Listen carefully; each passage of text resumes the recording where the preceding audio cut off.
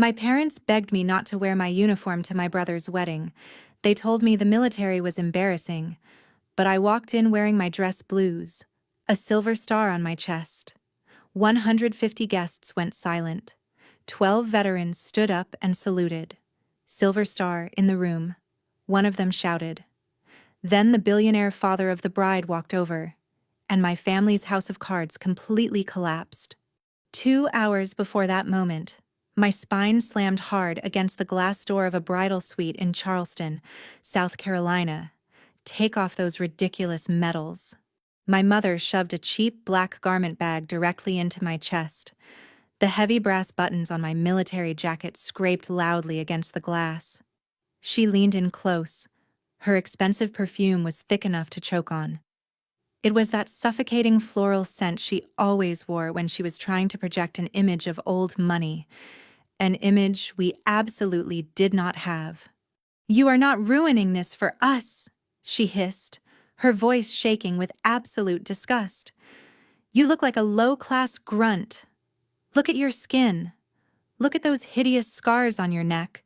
You look like a beggar. If you walk out there looking like that, you are going to humiliate this entire family in front of the in-laws. Put on this catering uniform or get out." I gripped the crumpled black shirt. The cheap polyester scratched my palms. I locked my jaw, forcing a slow, measured breath through my teeth. She wanted me to shrink into the shadows to protect her pristine image.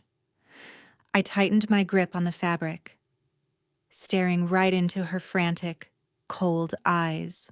She was looking at my neck, at the jagged white line of scar tissue running collarbone to jaw. She called it hideous. She did not care that the scar came from a piece of shrapnel I took in a medical tent while shielding a wounded 19-year-old engineer. She did not care about the blood, the sand, or the suffocating heat of that deployment. To her, it was just an ugly blemish that clashed with the pastel color palette of a high society wedding. She was entirely consumed by the aesthetic of wealth. Before my mother could say another word, the heavy oak door of the suite swung open. Stephen stormed in, frantically adjusting the cuffs of his $5,000 tuxedo. My 28-year-old brother stopped dead in his tracks.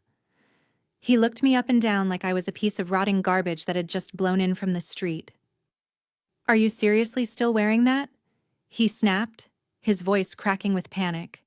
He snatched the black catering shirt from my mother's hands and shoved it violently against my chest. "Put it on, Bernice. I am not asking you." He paced the room, running a manicured hand through his perfectly styled hair. "I spent 3 years building my reputation with Luke and Lewis. Do you have any idea who that man is? He is a billionaire. He owns half the real estate in this city. I told him our family consists of elite, high society corporate investors. If he sees his new son-in-law has a 32-year-old combat medic sister who looks like she just crawled out of a desert trench, my entire life is over." Stephen stepped closer, his face inches from mine. "You are going to put on this black shirt. You are going to stand in the dark corners of the ballroom, and you are going to serve drinks. You do not speak to anyone. You do not introduce yourself. You stay invisible." I slowly turned my head. 4 of my aunts and uncles were sitting right there on the plush velvet sofas in the corner. They heard every single cruel, venomous word. My aunt picked up a crystal champagne flute, suddenly absolutely fascinated by the bubbles. My uncle checked his pristine gold watch, deliberately turning his face toward the wall. Complete, suffocating cowardice. "Just do what he says, Bernice," my aunt muttered to the floor. "Do not ruin a $100 million wedding just because you want a little attention." My jaw locked tight. They thought my silence meant I was breaking. They thought I was still the obedient scapegoat who would swallow their abuse to keep the peace. They did not know a combat medic learns exactly where to apply pressure to stop a bleeding heart, and exactly how to crush a parasite. When I was 12 years old, my mother locked me in the laundry room during Stephen's 10th birthday party because I had a black eye from falling off my bike, And she did not want the neighborhood mothers asking questions that might ruin the festive mood. They broke me then. But today, standing in this sterile, overpriced bridal suite, I was the one holding the hammer. These people were not my family. They were a collection of insecure cowards, desperately clinging to a golden child who was feeding them a fragile fantasy. I looked down at the cheap waiter uniform in my hands. The black polyester felt grimy against my skin. Then I looked at my mother. Her chest was heaving under her silk dress, her eyes silently begging me to just disappear and save her the embarrassment. I looked at Stephen, his face red and slick with entitled sweat. I let the silence stretch out in the room. I let the tension wrap around their throats for just a few seconds. Then, I smiled. A slow, chillingly calm smile. "All right," I said. My voice was completely steady, barely above a whisper. "I will stand exactly where I belong." My mother let out a massive, dramatic sigh of relief. She smoothed down the front of her expensive gown, the crisis averted in her mind. Stephen smirked, turning to admire his reflection in the vanity mirror. He actually had the nerve to clap me on the shoulder. "Good girl," he muttered, completely oblivious to the ice in my veins. "Grab a tray of champagne on your way out to the floor." They turned their backs on me.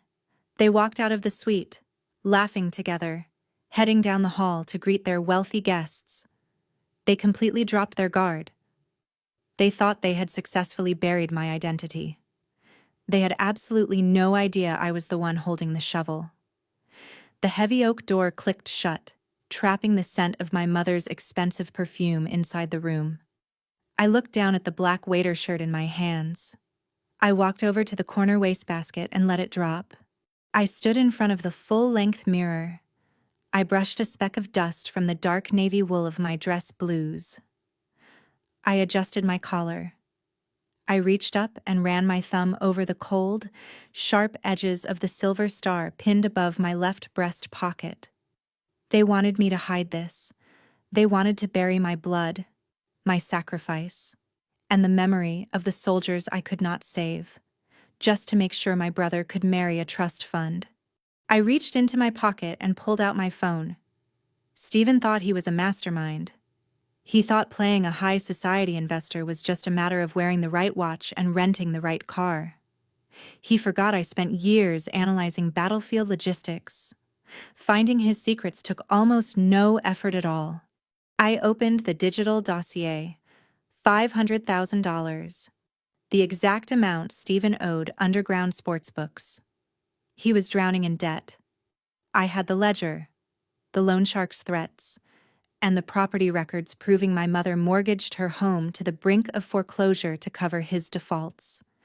They were entirely broke, banking on Rosie's family fortune to bail them out.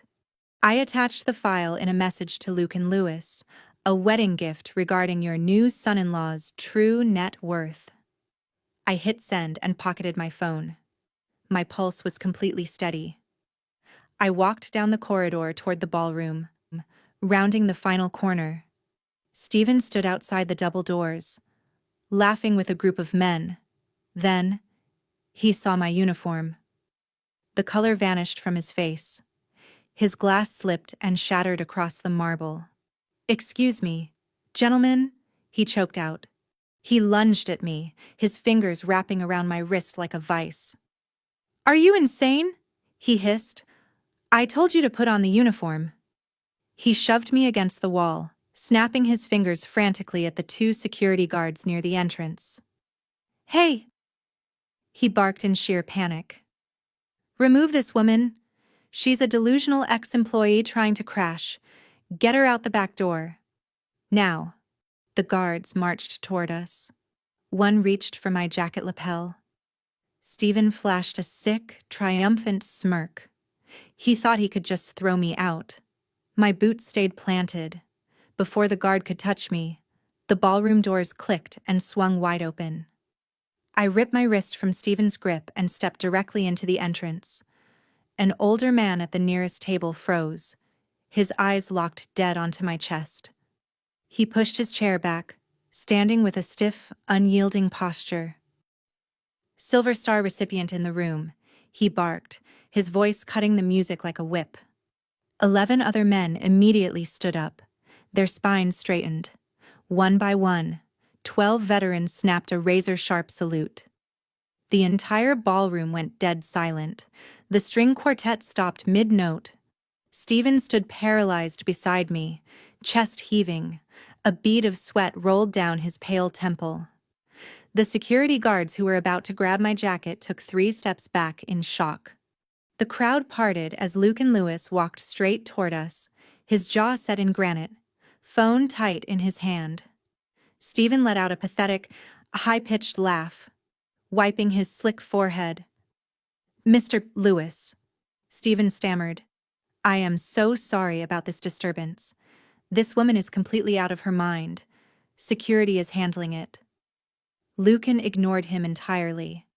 He walked past Stephen, stopping directly in front of me. He looked at my medals and reached out a steady hand. "Captain Edwards," Lucan said, his voice echoing in the quiet room. "It is a profound honor to have the true hero under this roof." I shook his hand, keeping my spine straight. "The honor is mine, sir." Lucan faced the stunned crowd. He gestured toward the stage, and the master of ceremonies practically threw the microphone into his waiting hand.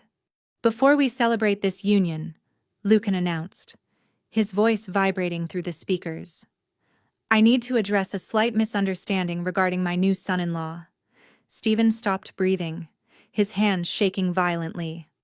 Across the room, my mother rose halfway out of her chair, her face turning a sickly ashen gray in absolute horror.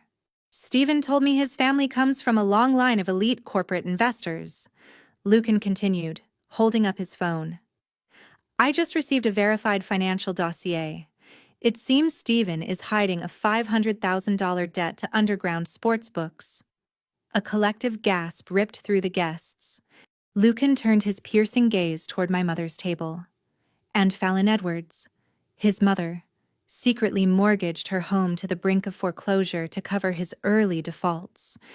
They are entirely broke. They plan to use my daughter's wedding money to pay off loan sharks." Stephen dropped to his knees. He buried his face in his hands, sobbing and begging for a chance to explain. Lucan stared down at him with pure disgust. "The most repulsive part of this charade," Lucan said, his voice dropping to a lethal register, "is that they tried to force a decorated war hero to wear a black waiter uniform tonight. They wanted to hide her to protect a pathetic lie. That ends right now." Rosie stepped out from the head table, her face flushed with disgust. She walked over to where Stephen knelt, raised her bridal bouquet, and threw it violently into his chest. White rose petals shattered across the marble as she turned and walked out the side doors without looking back. "Get this fraud out of my sight," Lucan ordered. The 2 massive guards grabbed Stephen by the armpits. They hauled him off the floor and dragged him kicking and screaming out the front doors.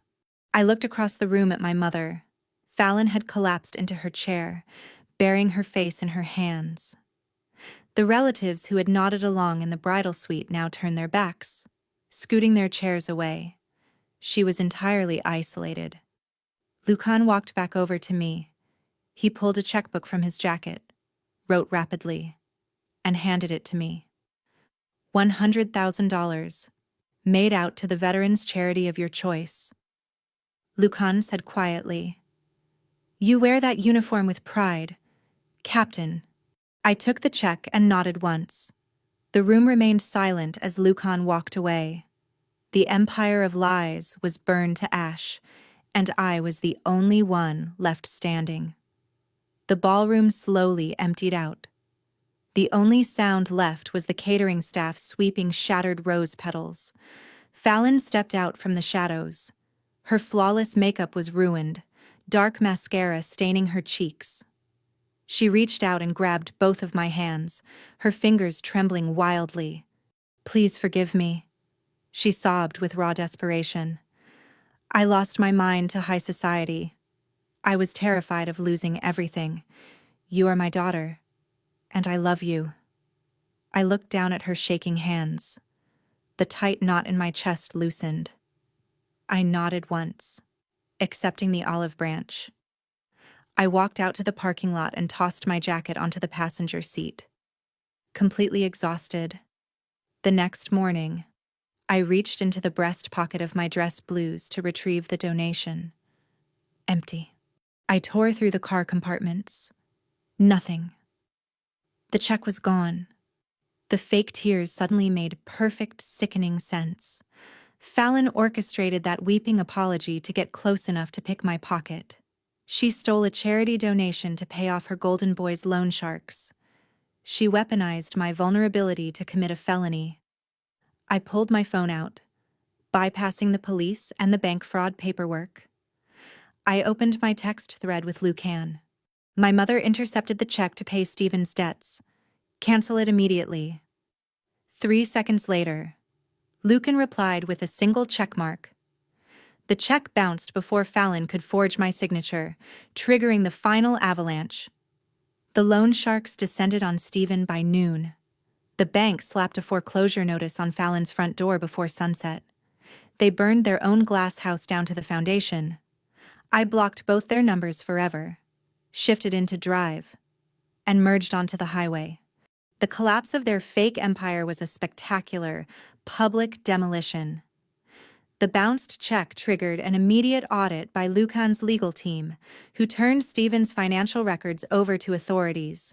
Stephen was forced into bankruptcy. The loan sharks ignored the court entirely, repossessing his sports car from the country club parking lot in broad daylight. Fallon faced her own legal nightmare for attempting to forge my endorsement. The judge sentenced her to 4 years of probation and ordered a $62,000 restitution to the banks she defrauded. But the social execution hit harder. The Historical Society revoked her board seat. Her neighbors stopped waving. She was completely blacklisted from the high society she destroyed her own daughter to impress. 6 months passed. I walked out to my mailbox and found a thick envelope. The return address was a cramped apartment complex on the wrong side of Charleston. The handwriting was frantic. Fallon. 3 pages of tightly scrawled cursive spilled out, filled with desperate guilt trips. She claimed her health was failing, insisting I owed her a conversation. She wrote that family must forgive, and that she only stole the check to protect her child. She was still weaponizing motherhood to excuse a felony. I read the final sentence. My heart rate perfectly flat. I walked back into my kitchen, held the pages over the shredder, and let go. The steel blades ground her manipulation into meaningless ribbons. The silence in my kitchen felt absolute, and it was beautiful. I walked out to my back patio, the late afternoon sun casting a warm glow across the deck of my new home. 3 of my former squad mates sat around the table, laughing over a deck of cards. Mark handed me a cold drink. Sarah pulled out a chair for me. This is my chosen family. We share 0 genetics, but we share what actually matters. Loyalty, accountability, unwavering respect. When I sit at this table, no one demands I hide my scars or lower my voice to make themselves feel larger. We celebrate each other as we are. The heavy anxiety I carried for 32 years is gone. The war with my own blood is finally over. Some people are so poor. All they have is their image. Think about that. Toxic family systems operate like a failing corporation, surviving on fraudulent public relations and forced compliance. My mother and brother didn't harbor personal hatred for me. They hated reality. They hated that my authentic life threatened their fragile illusion. The waiter's uniform was a psychological muzzle designed to erase my identity. Because my existence as a successful adult shattered their lies, people who live entirely for their public image view other human beings as props. If you elevate their status, they put you on display. If you threaten their curated lie, they shove you into a dark closet and demand you stay quiet. They don't care how much the darkness hurts you. as long as the spotlight stays on them. When dealing with narcissists, you must understand how they use emotion as a tactical weapon. Think about my mother crying in the ballroom.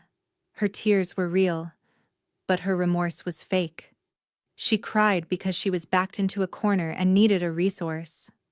Chronic manipulators view your empathy as a vault, and their fake apologies are the lockpicks they use to drain it. They know which buttons to push because they installed them.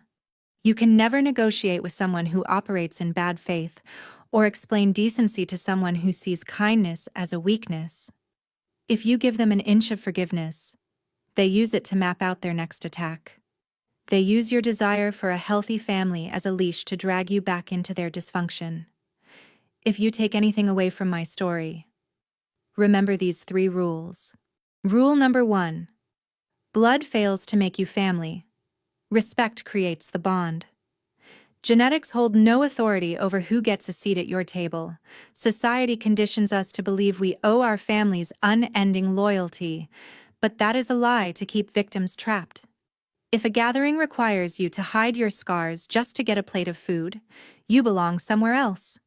You are allowed to walk away from people who hurt you, even if you share a last name. Rule number 2. Reject hollow apologies from chronic manipulators. Real apologies come with changed behavior.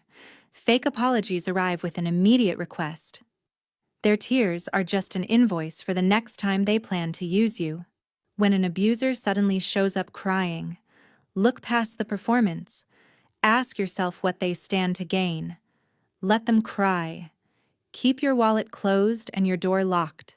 Rule number 3. The best revenge is a mirror. You have no obligation to plot the destruction of toxic people. Engaging with them only feeds their need for conflict. Just expose their actions to reality and step back. Let the crushing weight of their own lies break their foundation. When you stop protecting their secrets, their world collapses. It takes incredible strength to stop playing your assigned role in a toxic family.